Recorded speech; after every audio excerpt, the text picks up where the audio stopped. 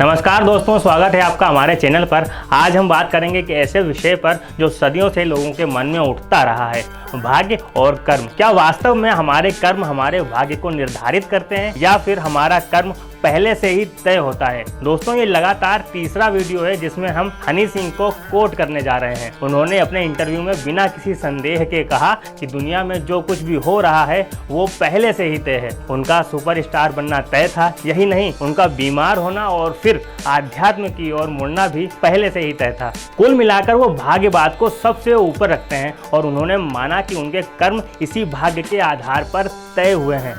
ये बात हनी सिंह को साल 2018 के बाद समझ में आई, लेकिन सनातन धर्म में ये सदियों पहले ही कह दिया गया था कि मनुष्य का भाग्य पहले से ही तय होता है और इसी भाग्य के अनुसार वो कर्म भी करता है। यानी आपका रोना, गाना, हंसना, बोलना, ये सब पहले से ही तय होता है। इस बात को जिंदगी ना मिलेगी दोबारा फिल्म में फरहान अख्तर भी कहते हैं। पौराणिक उदाहरण लें तो कंस की कहानी को ही ले लीजिए। पहले से ही भविष्यवाणी हो गई थी कि देवकी की 8वीं संतान के हाथों उसकी मृत्यु होगी, लेकिन लाख कोशिशों के बाद भी भविष्यवाणी को वो टाल नहीं पाया। राम की कथा में भी यह पहले से ही तय था कि राम के हाथों रावण की मृत्यु होगी। इसी वजह से विष्णु जी ने मानव रूप में अवतार लिया था, लेकिन रावण त्रिलोक विजयी होने के बाद भी इसे नहीं टाल पाया। इसके अलावा यह भी कहा जाता है कि महाभारत का युद्ध भी श्री कृष्ण की इच्छा से ही हुआ था। महाभारत युद्ध के बाद जब बर्बरीक से पूछा गया कि युद्ध में किस पांडव ने सबसे ज़्यादा शत्रुओं का संहार किया, तो उन्होंने बताया कि मुझे पूरे युद्ध में बस श्री कृष्ण का सुदर्शन चक्र घूमता ही नजर आया। देखें तो यह कथा भी भाग्यवाद की धारणा को ही स्थापित करती है। अब बात करते हैं कर्मवाद की। सनातन धर्म में कर्म का अर्थ है क्रिया या फिर कार्य। ये एक ऐसा सिद्धांत है जो बताता है कि हमारे द्वारा किए गए हर कार्य का एक फल होता है।